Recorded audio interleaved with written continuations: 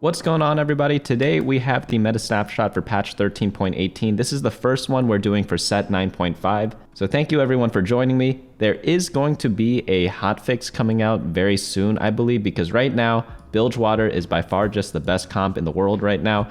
It's just like really simple to play, very powerful, and everyone's playing it. They're probably like 3 Bilgewater players per game from what I've been seeing. Sometimes I'm like, screw it, I'll be the 4th one.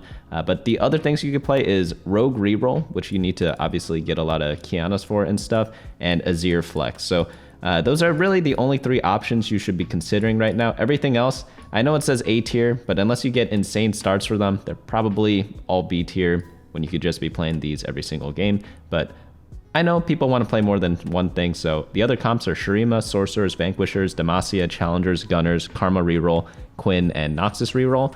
And then you could also play like the stall comp Bastion, Silco, Aphelios, or like Naafiri Reroll. So on to Legends. You know how every single meta snapshot, for those of you who are returning, I always say that Legend pick doesn't really matter. And especially at the start of the set, they really don't matter, because you just need a game plan. So the easiest one for me so far is just playing Twist of Fate and getting perfect items for Bilgewater every single game. But a lot of other players, they're using Ornn. Is it because Ornn is the best by far? I actually don't think so. I think people only use Ornn because they see other people use Ornn and not because it's actually like the best thing ever. But if you want to turn your brain off, play Bilgewater with Twist of Fate, get a lot of RFCs, and you're going to be good to go. Poro's still always a good option, and then the rest, it's like, it doesn't really matter. You could pick anything you want. But let's move on into the comps. So in the S tier, we have the Bilgewater comp. I'm going to be releasing a video on this later today, because maybe they're going to hotfix it soon enough. I don't really know.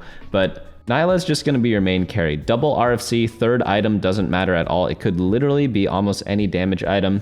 And then you want an even shroud on your Nautilus. After that, your team is pretty much good to go. You don't really need anything after that. Just add 5 or 7 Bilgewater and then send your team on their way. If you do get a Bilgewater spatula, you could add in a Jarvan and take out like either Graves or Alawi, doesn't really matter.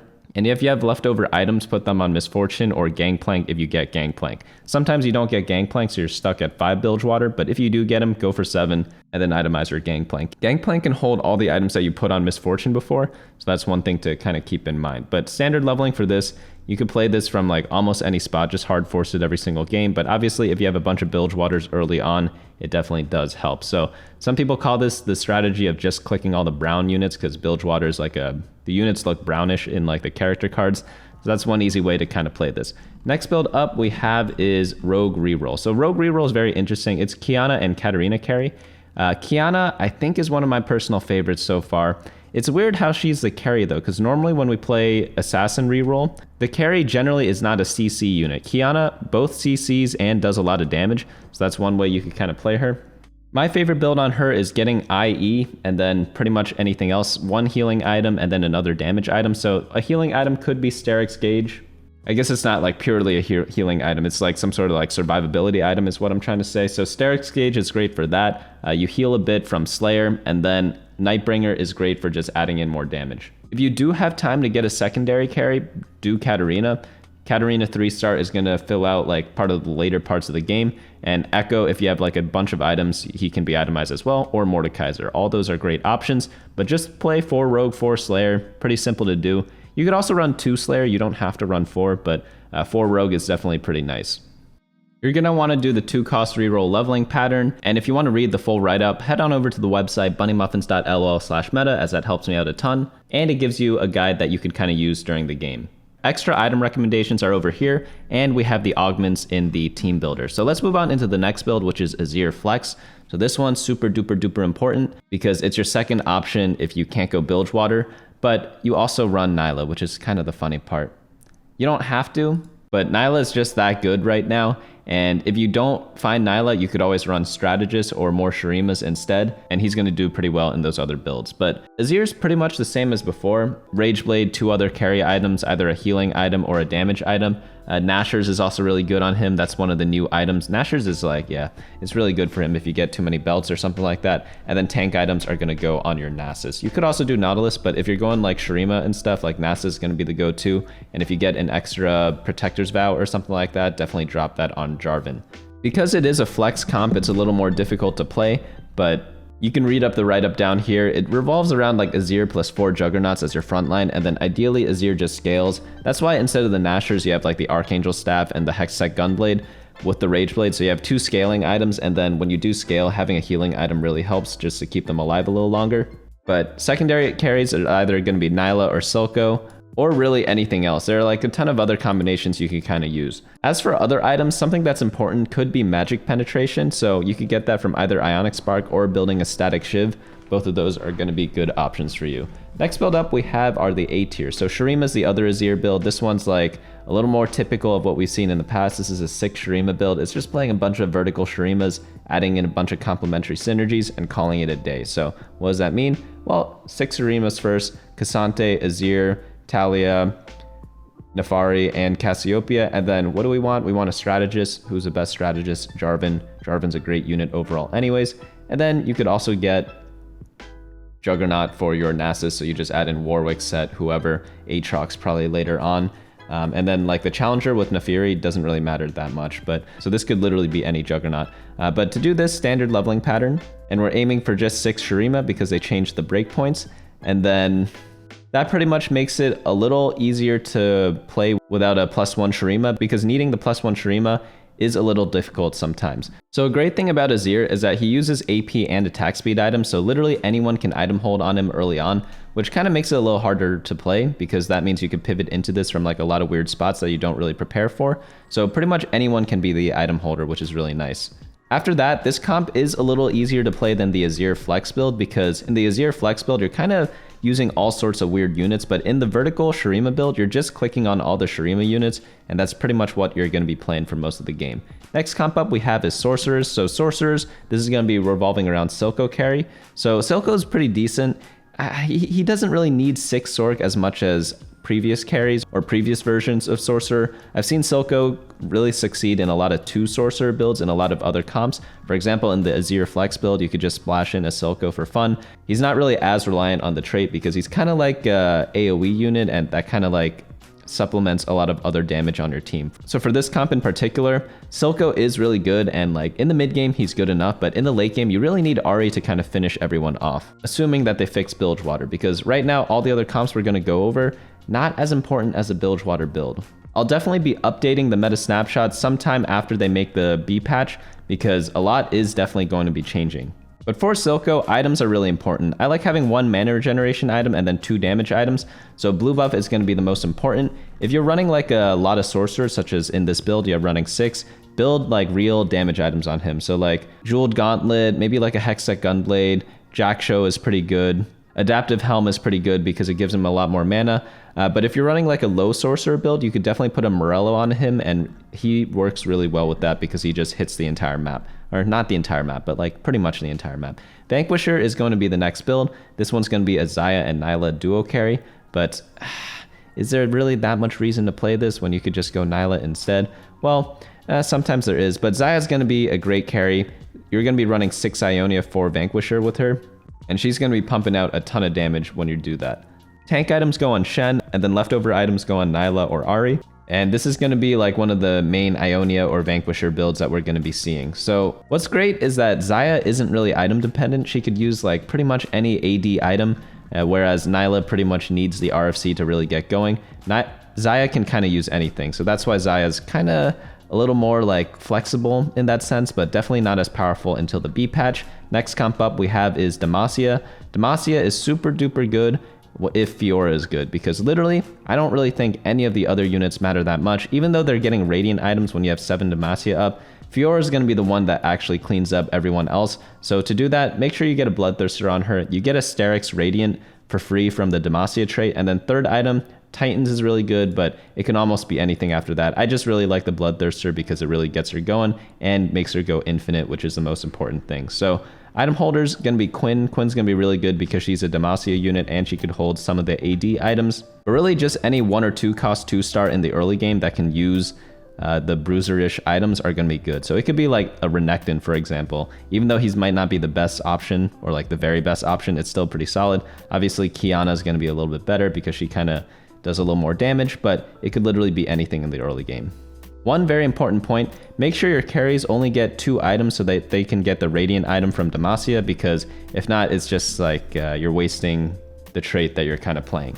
Next build up we have is Challengers. Challengers is going to be another Fiora build, but it's going to look a little different. It's going to be Fiora, Kai'Sa, duo carry. Duo carries are going to be really popular in this set because of all the offensive items we can make now. Before, like a third of the items were support items, or maybe like a quarter of the items were support items that you could build, but now you can't build them anymore. So literally every item that you build is either going to be a tank item or a damage item. And because of that, you need to itemize more people to make more effective use of them, and that means you need to play more damage dealing units. So this build is going to be a great example of that. You have Jarvan as your main tank, Kai'Sa AP carry, Fiora AD carry, and then if you have leftover items, you could throw them either on Aatrox or Heimerdinger.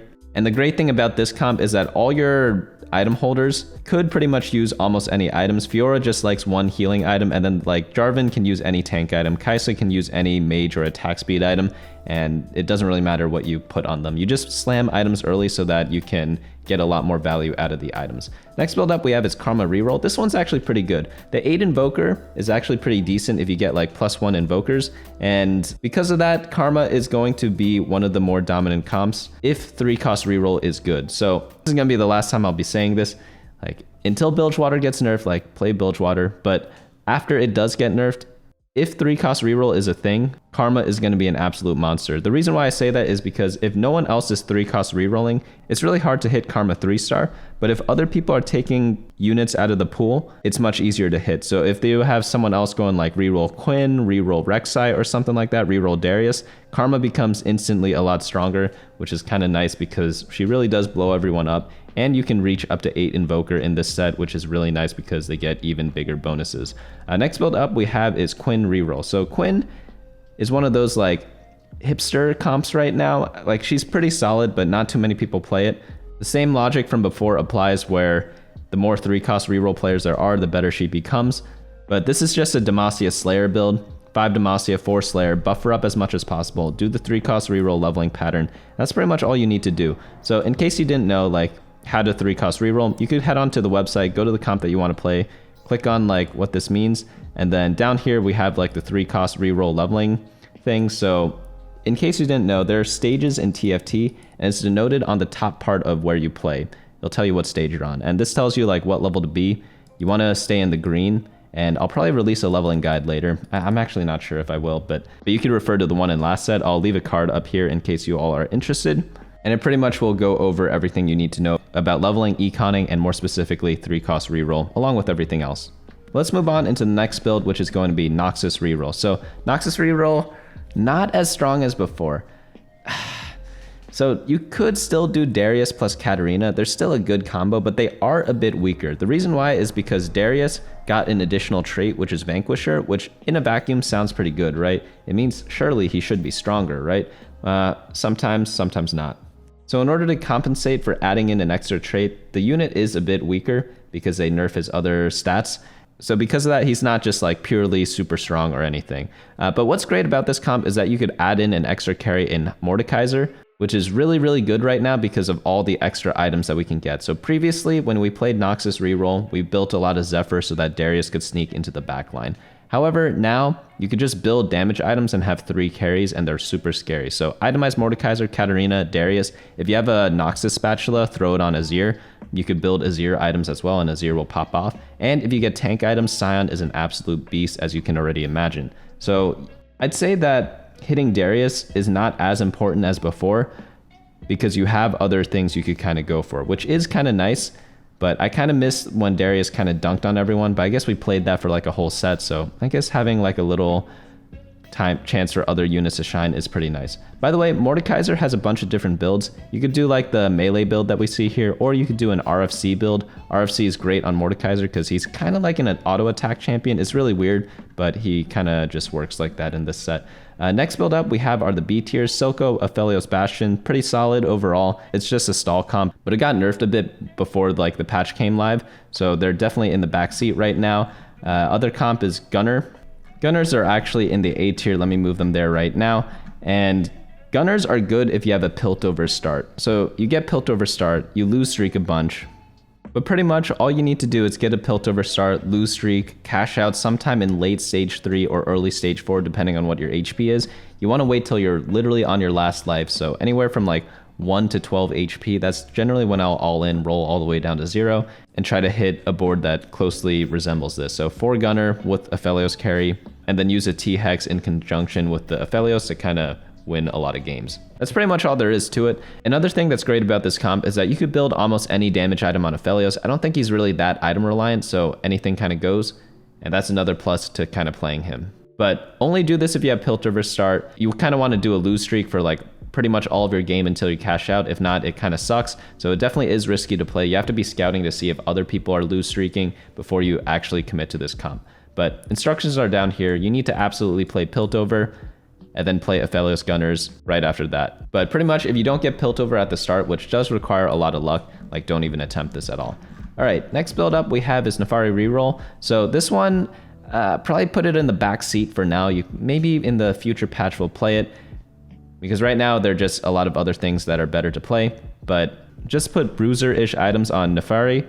You could secondary carry a different Shurima unit such as Azir, and that's pretty much all there is to it. Tank items on Nasus, and yeah, you could 3-star Warwick and set as well since you're doing a 2-cost reroll, and the comp is like okay right now. I wouldn't really play it until it gets like buffed up a little bit, or until other things get nerfed. But that's gonna be all the comps right now. Let's kind of sum up at the top. So pretty much just play the top 3 comps, Bilgewater, Rogue, or Azir, leaning more towards Bilgewater, because what happens in most games is, let's throw out the notepad. There are 8 players in a game, right? So we have 3 players playing Bilgewater. So we have 1, 2, 3. 1 person playing Rogue, 2 people playing Azir. So what does that leave us with? 1, 2, 3, 4, 5, 6. We have 2 extra slots of players playing everything else. So something else, something else. That's going to be pretty much what your game's going to be. So pick one of these, pick your poison, whichever one you have the best star for, just go for it. And that's pretty much going to be it for this week until they hotfix it. They probably will hotfix it within the next day or something like that. So when that does happen, we'll try to update this. Probably won't make a video on it, but I'll have it on the website. So everything you need to know will be on here, and we'll definitely be updating with a follow-up video in the following week. So that's going to be it for me today. Hopefully you all enjoyed this, and I'll see you all in the next video. Hey guys, thanks so much for watching. Don't forget to share and subscribe, and of course smash that like button. Each like is an LP I gain before the next video.